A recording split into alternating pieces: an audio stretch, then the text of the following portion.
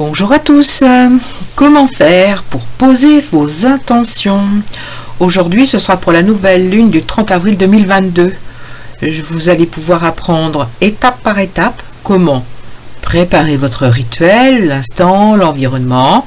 Vous préparez-vous à la connexion, la rédaction de vos intentions et la vérification du ou des résultats.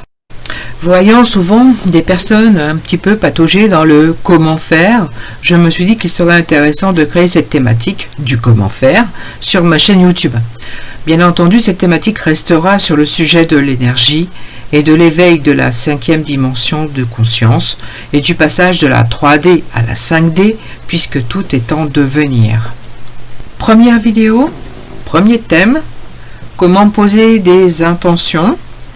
Vous pourrez utiliser cette méthode quel qu'en soit le sujet, car poser une intention signifie faire un vœu ou formuler une envie qui va vous permettre d'atteindre un but dans votre vie.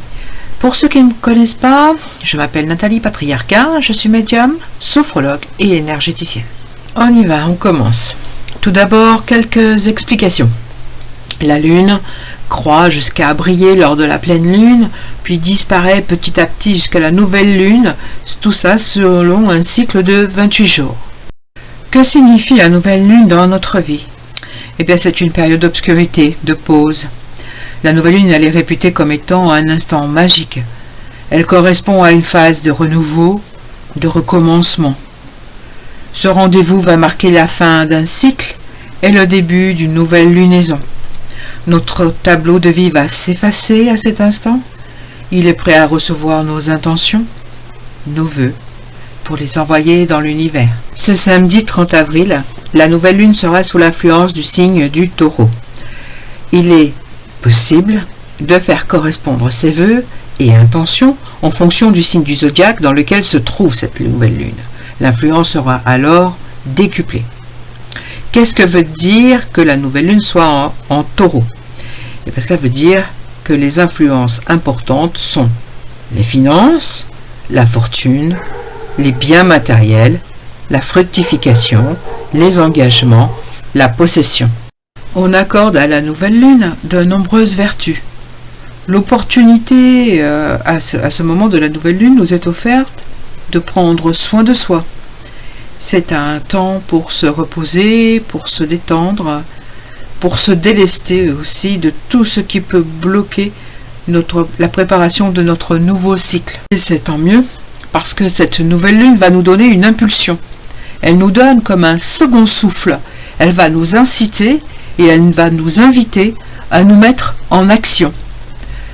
Le résultat, vous pouvez commencer à semer des graines que vous souhaitez voir germer au cours du mois, au cours de la lunaison, ou préparer peut-être pour d'autres lunaisons ou pour d'autres intentions. Après avoir passé en revue notre état d'esprit et notre préparation, nous allons maintenant comment faire ses vœux pour la nouvelle lune.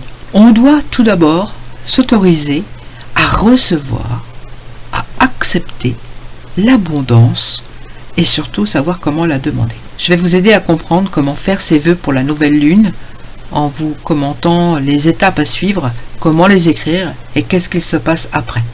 Pour commencer ce rituel dans de bonnes conditions, il est important de se poser tranquillement chez soi, de pouvoir réaliser une méditation d'ancrage pour le commencement, de mettre son téléphone en mode avion pour ne pas être dérangé et se donner une demi-heure tranquille, rien que pour nous.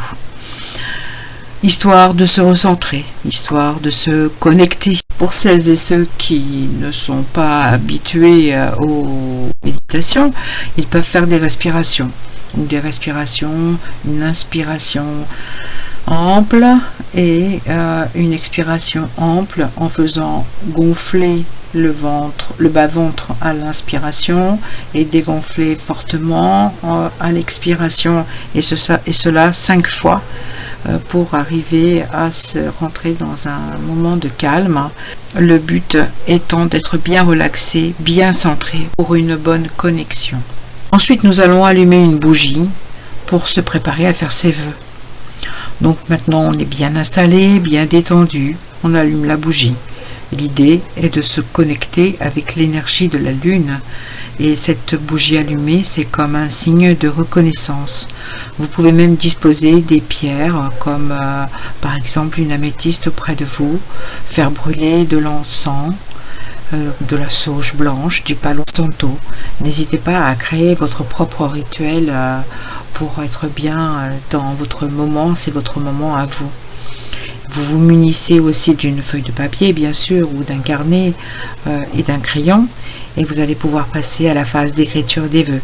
Conservez vos demandes et voir comment cela se réalise, à quelle date cela peut se réaliser.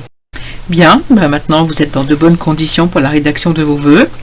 Chose très importante, surtout vous ne devez pas les préparer à l'avance, c'est-à-dire la pleine lune du 30 avril devrait nous arriver en France aux alentours de 22h29 et donc surtout ne pas commencer à les écrire avant 22h29. Après, oui, avant, non. Pourquoi ? Sinon vous ne pourrez pas bénéficier de son énergie et ça ne fonctionnera pas. Vous avez jusqu'à 2 jours après pour le faire. Donc, ou vous commencez après 22h29, ou vous le faites demain, après avoir passé une bonne nuit, et ne vous inquiétez pas, justement, c'est là que ce sera le plus fonctionnel dans ces intentions. Il y a quand même quelques règles à suivre, même si le rituel, vous le faites comme vous l'entendez. Des petites choses quand même assez importantes. Premièrement, vous devez rédiger ces intentions au présent. On ne dira pas « je vais passer plus de temps en famille », mais on dira « je passe plus de temps en famille », par exemple. Ok ? Deuxièmement, ne pas faire des phrases à la forme négative parce que l'univers ne comprend pas la négation. Il le prendra au positif. Donc ça fera souvent l'inverse de ce que vous voulez. Donc à la place de je ne voudrais plus manger de viande, par exemple, de dire je suis végétarienne. Et là, ça fonctionne. Être précis dans ses souhaits. Si vous demandez de l'argent, par exemple, précisez la somme. Quelle est la somme? Si c'est par mois, si c'est par an, etc. Plus la formulation est précise, plus le résultat sera au rendez-vous. Bien sûr, ne pas dire exactement comment ça doit se passer, ça c'est pas de notre ressort, mais bien donner les détails de ce dont vous avez besoin. Quatrièmement, à complètement éviter. Ne faites pas des vœux qui impliquent ou qui manipulent d'autres personnes. Ça doit être dans la bienveillance et surtout être pour soi, absolument pour soi. Cinquièmement, le nombre de demandes n'est pas limité. En revanche, ayez toujours une pensée pour le monde, pour l'univers, pour les hommes, pour vos frères, pour la nature, pour les végétaux. C'est important. Prenez bien le temps de les écrire. Ne vous mettez pas de pression, vous avez le temps. Mais gardez en tête que c'est un outil qui est vraiment puissant. Une chose aussi importante, en bas de la page sur laquelle vous avez mis vos intentions, écrivez « qu'il en soit ainsi ». Et après, que faut-il faire? Vous avez bien écrit « qu'il en soit ainsi » en bas de page. Eh bien, vous allez relire à haute voix pour bien les ancrer. Vous prenez votre temps et vous les lisez avec votre cœur. Vous pouvez ensuite éteindre votre bougie. N'oubliez pas de remercier vos guides, de remercier la lune, car on est dans ces moments-là dans la gratitude. Vous gardez vos vœux dans un endroit accessible pour pouvoir y revenir facilement d'ici quelque temps. voire un mois ou deux, hein, bien sûr, c'est pas question d'heures ou de jours, et cochez ceux qui se sont réalisés. La lunaison, en fait, entre la lune noire et la pleine lune, c'est 15 jours. Hein, donc déjà, on va dire, vous pouvez voir tous les 15 jours. La nouvelle lune permet de faire le point sur l'avenir, sur ses objectifs. Petite information, lorsque vous faites des intentions dans la nouvelle lune, cela permet de faire le point sur votre avenir et sur vos objectifs. Si vous le faites au moment de la pleine lune, ça sera axé sur les mois d'avant, donc sur ce que vous avez réussi à dépasser. D'accord ? Il est possible que vos vœux ne se réalisent pas. Et à cela, il peut y avoir deux raisons. Soit ce n'est pas le bon moment pour vous, même si c'est pas, soit ils ne sont pas justes pour vous, ces intentions. Voire même les deux, c'est-à-dire qu'ils ne soient pas le bon moment et qu'ils ne soient pas justes pour vous. Mais si vous posez des intentions qui soient justes et en temps voulu, alors ça arrive et c'est magique.